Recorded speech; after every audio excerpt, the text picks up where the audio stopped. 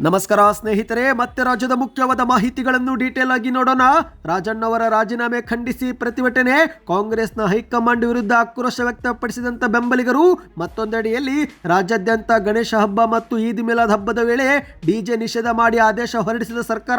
ಎಲ್ಲ ಮುಖ್ಯವಾದ ಮಾಹಿತಿಗಳು ಬಂದಿವೆ ಸ್ನೇಹಿತರೆ. ಮತ್ತೊಂದೆಡೆಯಲ್ಲಿ ಬೀದಿ ನಾಯಿಗಳನ್ನ ಹಿಡಿದು ಬಂಧಿಸುವುದು ಕ್ರೌರ ಎಂದ ಸಿದ್ದರಾಮಯ್ಯನವರು. ಇತ್ತ ಬೆಂಗಳೂರಿನ ವಿಶ್ವವಿದ್ಯಾಲಯ ಆವರಣದಲ್ಲೇ ಬೀದಿ ನಾಯಿಗಳ ಅಟ್ಟಹಾಸ, ಇಬ್ಬರ ಬಲಿ ಪಡೆದ ಬೀದಿ ನಾಯಿಗಳು. ಎಲ್ಲ ಮುಖ್ಯವಾದ ಮಾಹಿತಿಗಳನ್ನ ನೋಡೋಣ. ಇನ್ನು ರಾಜ್ಯದಲ್ಲಿ ಮತ್ತೆ ಸೈಕ್ಲೋನ್ ಪ್ರಭಾವದಿಂದ 6 ದಿನ ಭಾರಿ ಮಳೆ ಆಗುವ ಸಾಧ್ಯತೆ. ಯಾವೆಲ್ಲ ಜಿಲ್ಲೆಗಳಲ್ಲಿ ಮಳೆ ಆಗಲಿದೆ ನೋಡೋಣ ಸ್ನೇಹಿತರೆ.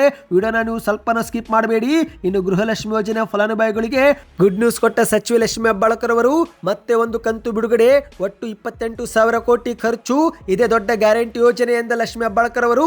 ಎಲ್ಲ ಮುಖ್ಯವಾದ ಮಾಹಿತಿಗಳನ್ನು ಡೀಟೇಲ್ ಆಗಿ ನೋಡೋಕ್ಕಿಂತ ಮೊದಲು ನೀವು ನಮ್ಮ ಚಾನಲ್ಗೆ ಮೊದಲು ಬಾರಿ ಭೇಟಿ ಕೊಡ್ತಾ ಇದ್ರೆ ದಯವಿಟ್ಟು ಸಬ್ಸ್ಕ್ರೈಬ್ ಬಟನ್ ಕ್ಲಿಕ್ ಮಾಡಿ, ಪಕ್ಕದಲ್ಲಿ ಕಾಣಿಸುವಂತಹ ಗಂಟೆ ಕೂಡ ಒತ್ತಿ. ಇದರಿಂದ ರಾಜ್ಯದ ಮುಖ್ಯವಾದ ಮಾಹಿತಿಗಳು ನಿಮಗೆ ಸಿಗುತ್ತವೆ. ವಿಡಿಯೋಗೆ ಲೈಕ್ ಮಾಡಿ ಮತ್ತು ವಿಡಿಯೋ ಕೊನೆವರೆಗೂ ಪೂರ್ತಿಯಾಗಿ ನೋಡಿ. ಬನ್ನಿ ಸ್ನೇಹಿತರೆ, ಎಲ್ಲ ಮುಖ್ಯವಾದ ಮಾಹಿತಿಗಳನ್ನು ಡೀಟೇಲ್ ಆಗಿ ನೋಡೋಣ.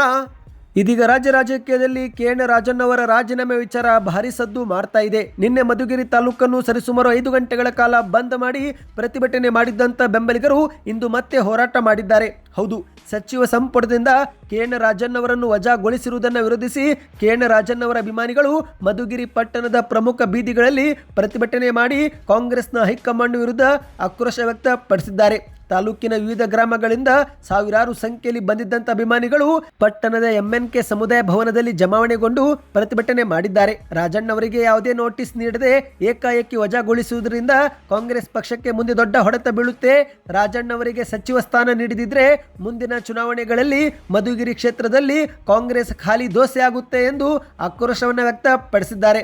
ಕೂಡಲೇ ರಾಜಣ್ಣವರ ವಿರುದ್ಧ ಪಿತೂರಿ ಮಾಡಿದವರ ವಿರುದ್ಧ ಸೂಕ್ತ ಕ್ರಮ ತೆಗೆದುಕೊಳ್ಳಬೇಕು. ರಾಜಣ್ಣ ಕ್ಷೇತ್ರದ ಅಭಿವೃದ್ಧಿಯ ಚಿಂತಕರಾಗಿದ್ದಾರೆ. ಬಡವರ ಪರವರು ಸಾಕಷ್ಟು ಕೆಲಸ ಮಾಡಿದ್ದಾರೆ. ಆದ್ದರಿಂದ ತಕ್ಷಣ ಅವರನ್ನು ಸಚಿವ ಸಂಪುಟಕ್ಕೆ ಸೇರಿಸಿಕೊಳ್ಳಬೇಕು. ಇಲ್ಲವಾದರೆ ಮುಂದಿನ ಚುನಾವಣೆಯಲ್ಲಿ ನಾವ್ಯಾರೂ ಕಾಂಗ್ರೆಸ್ಗೆ ಮತ ನೀಡೋದಿಲ್ಲ.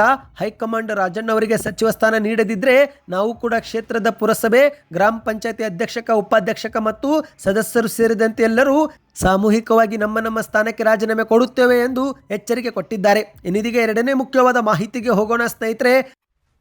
ರಾಜ್ಯಾದ್ಯಂತ ಗಣೇಶ ಹಬ್ಬ ಮತ್ತು ಈದ್ ಮಿಲಾದ್ ಹಬ್ಬದ ವೇಳೆ ಡಿಜೆ ನಿಷೇಧ ಮಾಡಿ ರಾಜ್ಯ ಸರ್ಕಾರ ಮಹತ್ವದ ಆದೇಶ ಹೊರಡಿಸಿದೆ.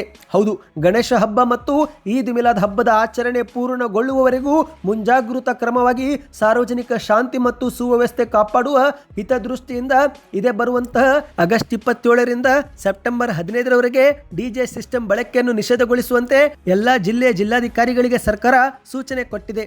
ಹೌದು, ಇದೇ ಆಗಸ್ಟ್ 27ರಿಂದಲೇ ಗಣೇಶ ಹಬ್ಬದ ಪ್ರಯುಕ್ತ ರಾಜ್ಯದ ಹಲವು ಸಾರ್ವಜನಿಕ ಸ್ಥಳಗಳಲ್ಲಿ ಗಣೇಶ ಮೂರ್ತಿಗಳನ್ನು ಪ್ರತಿಷ್ಠಾಪಿಸಿ ನಂತರ ವಿವಿಧ ದಿನಗಳಂದು ವಿಸರ್ಜನಾ ಕಾರ್ಯಕ್ರಮ ಹಮ್ಮಿಕೊಳ್ಳಲಾಗುತ್ತಿದ್ದು, ಆದರೆ ಈ ಒಂದು ಸಮಯದಲ್ಲಿ ಆಗಸ್ಟ್ 27ರಿಂದ ಸೆಪ್ಟೆಂಬರ್ 15ರವರೆಗೆ ಅಂದರೆ ಸರಿಸುಮಾರು 20 ದಿನಗಳ ಕಾಲ ಡಿಜೆ ಮತ್ತು ಸೌಂಡ್ ಸಿಸ್ಟಮ್ ಬಳಸುವಂತಿಲ್ಲ ಎಂದು ಸರ್ಕಾರ ಸೂಚನೆ ಕೊಟ್ಟಿದೆ. ಇನ್ನು ಅದೇ ರೀತಿ ಸೆಪ್ಟೆಂಬರ್ 5ರಿಂದ ಸೆಪ್ಟೆಂಬರ್ 10ರವರೆಗೆ ರಾಜ್ಯಾದ್ಯಂತ ಮುಸ್ಲಿಂ ಬಾಂಧವರು ಕೂಡ ಈದ್ ಮಿಲಾದ್ ಹಬ್ಬ ಆಚರಿಸಲಿದ್ದು, ಈ ಒಂದು ಸಂದರ್ಭದಲ್ಲೂ ಕೂಡ ಡಿಜೆ ಸಿಸ್ಟಮ್ ಅನ್ನ ಬ್ಯಾನ್ ಮಾಡಲಾಗಿದೆ. ಹೌದು, ಈ ಒಂದು ಸೌಂಡ್ ಸಿಸ್ಟಮ್ ಉಪಯೋಗ ಮಾಡುವುದರಿಂದ ಸಾರ್ವಜನಿಕರಿಗೆ, ವಿದ್ಯಾರ್ಥಿಗಳಿಗೆ, ವಯಸ್ಕರಿಗೆ ಮತ್ತು ಆಸ್ಪತ್ರೆಯಲ್ಲಿ ಚಿಕಿತ್ಸೆ ಪಡೆಯುವ ರೋಗಿಗಳಿಗೆ ತೊಂದರೆ ಆಗಲಿದ್ದು, ಹಾಗಾಗಿ ಮೊದಲೇ ಹಿತದೃಷ್ಟಿಯಿಂದ ಈ ಒಂದು ನಿಯಮವನ್ನು ಜಾರಿಗೆ ತರಲಾಗಿದೆ. ಹೌದು, ರಾಜ್ಯದಲ್ಲಿ ಸೌಹಾರ್ದತೆ ಮತ್ತು ಶಾಂತಿ ಕಾಪಾಡುವ ಸಲುವಾಗಿ ಗಣೇಶೋತ್ಸವ ಮತ್ತು ಈದ್ ಮಿಲಾದ್ ಹಬ್ಬಗಳ ಆಚರಣೆ ಪೂರ್ಣಗೊಳ್ಳುವವರೆಗೂ ರಾಜ್ಯಾದ್ಯಂತ ಡಿಜೆ ಸಿಸ್ಟಮ್ ಬಳಕೆಯನ್ನ ನಿಷೇಧ ಮಾಡಿ ಆದೇಶ ಹೊರಡಿಸಲಾಗಿದೆ. ಇದಕ್ಕೆ ನಿಮ್ಮ ಅನಿಸಿಕೆಯನ್ನು ನೀವು ಕಮೆಂಟ್ ಮಾಡಿ ಸ್ನೇಹಿತರೆ. ಇನ್ನೀಗ ಮತ್ತೊಂದು ಮುಖ್ಯವಾದ ಮಾಹಿತಿ ಅತ್ತ ಹೋಗೋಣ.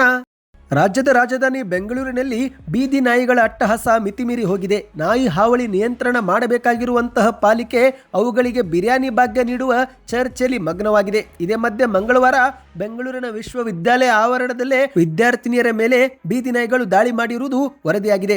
ಹೌದು, ಬೆಂಗಳೂರಿನ ವಿಶ್ವವಿದ್ಯಾಲಯ ಆವರಣದಲ್ಲಿರುವಂತಹ doctor BR Ambedkar school of economics ಯೂನಿವರ್ಸಿಟಿಯ ಹಾಸ್ಟೆಲ್ನಲ್ಲಿದ್ದಂತಹ ವಿದ್ಯಾರ್ಥಿನಿ ಸೌಜನ್ಯ ಬೆಳಗ್ಗೆ ಎಂದಿನಂತೆ ವಾಕಿಂಗ್ ಮಾಡುತ್ತಿದ್ದು, ಈ ವೇಳೆ 8ರಿಂದ 10 ನಾಯಿಗಳು ನಾಯಿಗಳು ಆಕೆಯ ಮೇಲೆ ಏಕಾಏಕಿ ದಾಳಿ ಮಾಡಿವೆ. ಸೌಜನ್ಯ ಜೋರಾಗಿ ಕಿರಿಚಿಕೊಳ್ಳುತ್ತಿದ್ದಂತೆ ಅಲ್ಲೇ ಇದ್ದಂತ ಸಹಪಾಠಿಗಳು ಮತ್ತು ಸೆಕ್ಯೂರಿಟಿಗಳು ಬಂದು ನಾಯಿಗಳನ್ನು ಓಡಿಸಿದ್ದಾರೆ. ಇನ್ನು ಅಲ್ಲಿಂದ ಓಡಿ ಹೋದಂತ ನಾಯಿಗಳ ಗುಂಪು ಅಲ್ಲೇ ಯೂನಿವರ್ಸಿಟಿ ಕ್ಯಾಂಪಸ್ನ ಪ್ರವೇಶದ್ವಾರದಲ್ಲಿದ್ದಂತ ಮತ್ತೊಬ್ಬ ವಿದ್ಯಾರ್ಥಿನಿ ನಿಶ್ಚಿತ ಎನ್ನುವರ ಮೇಲೂ ಕೂಡ ದಾಳಿಯನ್ನ ಮಾಡಿವೆ. ಒಟ್ಟಿನಲ್ಲಿ ಒಂದು ಕಡೆಯಲ್ಲಿ ರಾಜ್ಯ ಸರ್ಕಾರ ಬೀದಿ ನಾಯಿಗಳನ್ನ ಹಿಡಿಯುವುದು ಆಡಳಿತವಲ್ಲ, ಅದು ಕ್ರೂರತನ ಎಂದು ಹೇಳುತ್ತಿದ್ರೆ, ಇತ್ತ ಬೀದಿ ನಾಯಿಗಳು ಮಾತ್ರ ಒಬ್ಬೊಬ್ಬರ ಮೇಲೆ ದಾಳಿಯನ್ನ ಮಾಡುತ್ತಿವೆ. ಅಂದ ಹಾಗೆ ಇದೀಗ ರಾಜ್ಯ ಸರ್ಕಾರ ಬೀದಿ ನಾಯಿಗಳಿಗೆ ಬಿರಿಯಾನಿ ಭಾಗ್ಯವೂ ಕೂಡ ಜಾರಿಗೆ ತರಲು ಚಿಂತನೆ ಮಾಡ್ತಾ ಇದೆ. ಇಂತಹ ಸಮಯದಲ್ಲಿ ಜನರು ಇದೀಗ ಬೀದಿ ನಾಯಿಗಳಿಂದ ರಕ್ಷಿಸಿಕೊಳ್ಳಲು ಪರದಾಡುವಂತಾಗಿದೆ. ಇನ್ನು ಇತ್ತೀಚೆಗಷ್ಟೇ ಒಂದು ವಾರದ ಹಿಂದೆ ಬೀದರ ತಾಲೂಕಿನ ಮನ್ನಾಖೇಳಿ ಗ್ರಾಮದಲ್ಲಿ 5-6 ಜನರು ಸೇರಿ ಒಂದು ನಾಯಿಯನ್ನ ಕೊಂದೆ ಬಿಟ್ಟಿದ್ದಾರೆ. ಹೌದು ಗೆಳೆಯರೆ, ಒಂದು ವಾರದ ಹಿಂದೆ ನಾಯಿಯು 5-6 ಜನರನ್ನ ಕಚ್ಚಿದ್ದು, ಇದು ಮತ್ತೆ ಮತ್ತೆ ಕಚ್ಚಬಹುದು ಎಂಬ ಕಾರಣಕ್ಕೆ ಹೆದರಿದಂತ ಜನರು ಆ ನಾಯಿಯನ್ನು ಕೊಂದೆ ಬಿಟ್ಟಿರುವ ಘಟನೆಯೂ ಕೂಡ ವರದಿಯಾಗಿದೆ. ಒಟ್ಟಿನಲ್ಲಿ ಇದಕ್ಕೆ ಈಗ ಪರಿಹಾರ ಏನು ಎನ್ನುವುದು ಪ್ರಶ್ನೆಯಾಗಿ ಉಳಿದಿದೆ. ಇದಕ್ಕೆ ನಿಮ್ಮ ಅನಿಸಿಕೆ ಏನು ಎನ್ನುವುದನ್ನು ನೀವು ಕಮೆಂಟ್ ಮಾಡಿ ಸ್ನೇಹಿತರೆ. ಇನ್ನಿದೀಗ ಮತ್ತೊಂದು ಮುಖ್ಯವಾದ ಮಾಹಿತಿಗೆ ಹೋಗೋಣ. ರಾಜ್ಯಾದ್ಯಂತ ಶೀಘ್ರವೇ 6 ದಿನಗಳ ಕಾಲ ಭಾರೀ ಮಳೆಯಾಗುವಂತಹ ಮುನ್ಸೂಚನೆ ಬಂದಿದೆ. ಬೆಂಗಳೂರು ಸೇರಿದಂತೆ ಕರ್ನಾಟಕದ ಹಲವು ಜಿಲ್ಲೆಗಳಲ್ಲಿ ಕಳೆದ ಒಂದು ವಾರದಿಂದ ಸಾಧಾರಣವಾಗಿ ಮತ್ತು ಜೋರಾಗಿಯೂ ಕೂಡ ಮಳೆಯಾಗುತ್ತಿದ್ದು, ಇಂತಹ ಸಮಯದಲ್ಲಿ ಮತ್ತೊಂದು ಶಾಕಿಂಗ್ ಸುದ್ದಿ ಬಂದಿದೆ. ಭಾರತೀಯ ಹವಾಮಾನ ಇಲಾಖೆಯು ಮತ್ತೆ 6 ದಿನಗಳ ಕಾಲ ಭಾರೀ ಮಳೆಯಾಗುವ ಮುನ್ಸೂಚನೆ ಕೊಟ್ಟಿದೆ. ಹೌದು, ನಾಳೆಯಿಂದಲೇ ಮತ್ತೆ ಮಳೆ ಆರ್ಭಟ ಇನ್ನಷ್ಟು ಜೋರಾಗಲಿದ್ದು, ಮುಂದಿನ ಒಂದು ವಾರದ ಅವಧಿವರೆಗೂ ರಾಜ್ಯದಲ್ಲಿ ರಣಭೀಕರ ಮಳೆಯಾಗಲಿದೆ ಎಂದು ಭಾರತೀಯ ಹವಾಮಾನ ಇಲಾಖೆ ವರದಿ ಮಾಡಿದೆ. ಹಾಗಾದರೆ ಎಲ್ಲೆಲ್ಲಿ ಮಳೆಯಾಗಲಿದೆ ಎಂಬುದನ್ನು ಡೀಟೇಲ್ ಆಗಿ ನೋಡೋಣ. ಹವಾಮಾನ ಇಲಾಖೆ ವರದಿಯ ಪ್ರಕಾರ ದೇಶದಲ್ಲಿ ವಾಯುಭಾರ ಕುಸಿತ ಮತ್ತು ಚಂಡಮಾರುತದ ಪ್ರಭಾವ ಹೆಚ್ಚಾಗಿದೆ. ದೇಶಾದ್ಯಂತ ಧಾರಾಕಾರ ಮಳೆ ಮುಂದುವರೆದಿದ್ದು, ಕರ್ನಾಟಕದಲ್ಲೂ ಕೂಡ ಮತ್ತೆ ಮುಂದಿನ ಒಂದು ವಾರಗಳ ಕಾಲ ಮಳೆ ಜೋರಾಗಲಿದೆಯಂತೆ. ಬಂಗಾಳ ಕೊಳ್ಳಿಯ ಮಧ್ಯಭಾಗದಲ್ಲಿ ಸರಾಸರಿ ಸಮುದ್ರ ಮಟ್ಟದಿಂದ 3 ಮತ್ತು 5 ಕಿಲೋಮೀಟರ್ ನಡುವೆ ಒಂದು ವಾಯುವ್ಯ ಚಂಡಮಾರುತ ಸೃಷ್ಟಿಯಾಗಿದ್ದು, ಇದು ಆಗಸ್ಟ್ 13ರಿಂದ ಕರ್ನಾಟಕ ಸೇರಿದಂತೆ ದಕ್ಷಿಣ ಭಾರತದ ಹಲವು ಜಿಲ್ಲೆಗಳಲ್ಲಿ ಧಾರಾಕಾರ ಮಳೆಗೆ ಕಾರಣವಾಗಲಿದೆಯಂತೆ. ಹೌದು ಗೆಳೆಯರೆ, ಸಮುದ್ರ ಮಟ್ಟದಿಂದ 5.8 ಕಿಲೋಮೀಟರ್ ಎತ್ತರದಲ್ಲಿ ಒಂದು ದೊಡ್ಡ ವಾಯುವ್ಯ ಚಂಡಮಾರುತ ರೂಪುಗೊಳ್ಳುವ ಸಾಧ್ಯತೆ ಇದ್ದು, ಇದು ಆಂಧ್ರ ಪ್ರದೇಶ, ತೆಲಂಗಾಣ ಮತ್ತು ಕರ್ನಾಟಕದಲ್ಲಿ ಭಾರಿ ಮಳೆಗೆ ಕಾರಣವಾಗಲಿದೆಯಂತೆ. ಈ ಒಂದು ಕಾರಣದಿಂದ ಬೆಂಗಳೂರು ಸೇರಿದಂತೆ ಕರ್ನಾಟಕದ ಪ್ರಮುಖ ಜಿಲ್ಲೆಗಳಲ್ಲಿ 7 ದಿನಗಳ ಕಾಲ ಮಳೆ ಆರ್ಭಟ ಮಾಡಲಿದೆಯಂತೆ. ಹೌದು ಗೆಳೆಯರೆ, ಕರಾವಳಿಯ ದಕ್ಷಿಣ ಕನ್ನಡ, ಉಡುಪಿ, ಉತ್ತರ ಕನ್ನಡ ಮತ್ತು ಬಳ್ಳಾರಿ, ಚಿಕ್ಕಮಗಳೂರು, ಶಿವಮೊಗ್ಗ, ಚಿತ್ರದುರ್ಗ ಈ ಜಿಲ್ಲೆಗಳಲ್ಲಿ ಭಾರಿ ಮಳೆಯಾಗುವ ಮುನ್ನೆಚ್ಚರಿಕೆ ಕೊಡಲಾಗಿದೆ. ಇನ್ನು ವಿಜಯನಗರ ಮತ್ತು ಗದಗದಲ್ಲೂ ಕೂಡ ಮಳೆ ಇದೀಗ ಶುರುವಾಗಿದೆ. ಹೌದು ಸ್ನೇಹಿತರೆ, ಗದಗ, ಧಾರವಾಡ, ಹಾವೇರಿ, ಯಾದಗಿರಿ, ವಿಜಯನಗರ, ರಾಯಚೂರು, ಬೀದರ, ಕಲಬುರಗಿ, ಬಾಗಲಕೋಟೆ ಮತ್ತು ಕೊಪ್ಪಳ ಈ ಜಿಲ್ಲೆಗಳಲ್ಲಿ ಸಾಧಾರಣವಾಗಿ ಮಳೆಯಾಗಲಿದೆ. ಮಳೆ ಆಗುವುದು ಬಿಡುವುದು, ಮಳೆ ಆಗುವುದು ಬಿಡುವುದು ಈ ರೀತಿಯಾಗಿ ಸಾಧಾರಣವಾಗಿ ಇರಲಿದೆ ಎಂದು ಹೇಳಲಾಗುತ್ತಿದೆ. ನಿಮ್ಮ ಊರಿನಲ್ಲಿಯೂ ಕೂಡ ಸ್ವಲ್ಪ ಸಮಯ ಮಳೆ ಬರುವುದು ಮತ್ತೆ ಬಿಸಿಲು ಬರುವುದು ಈ ರೀತಿ ಆಗುತ್ತಿದ್ರೆ ಕಮೆಂಟ್ನಲ್ಲಿ ಎಸ್ ಎಂದು ಕಮೆಂಟ್ ಮಾಡಿ. ಇನ್ನಿದೀಗ ಕೊನೆಯ ಮುಖ್ಯವಾದ ಮಾಹಿತಿಗೆ ಹೋಗೋಣ ಸ್ನೇಹಿತರೆ. ರಾಜ್ಯದ ಗೃಹಲಕ್ಷ್ಮಿಯರಿಗೆ ಸಚಿವೆ ಲಕ್ಷ್ಮೀ ಹೆಬ್ಬಾಳ್ಕರ್ ಅವರು ಮತ್ತೆ ಸಿಹಿ ಸುದ್ದಿ ಕೊಟ್ಟಿದ್ದಾರೆ.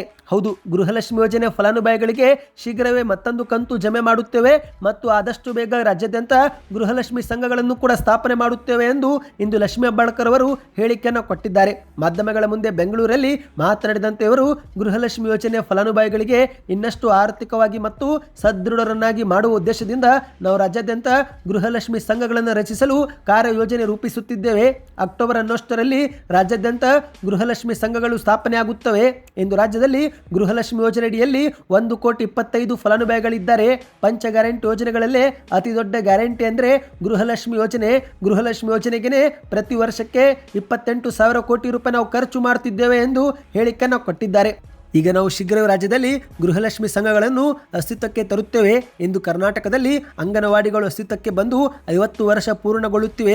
ಹಾಗಾಗಿ ನಮ್ಮದೇ ಇಲಾಖೆ ವತಿಯಿಂದ ಅಂಗನವಾಡಿಗಳ ಸುವರ್ಣೋತ್ಸವವನ್ನು ಅಕ್ಟೋಬರ್ ತಿಂಗಳಲ್ಲಿ ಆಚರಿಸಲು ನಾವು ತೀರ್ಮಾನಿಸಿದ್ದೇವೆ. ಮೈಸೂರು ಅಥವಾ ಬೆಂಗಳೂರಿನಲ್ಲಿ ದೊಡ್ಡ ಮಟ್ಟದಲ್ಲಿ ಕಾರ್ಯಕ್ರಮ ಈ ಕುರಿತಂತೆ ನಾವು ಮಾಡುತ್ತೇವೆ.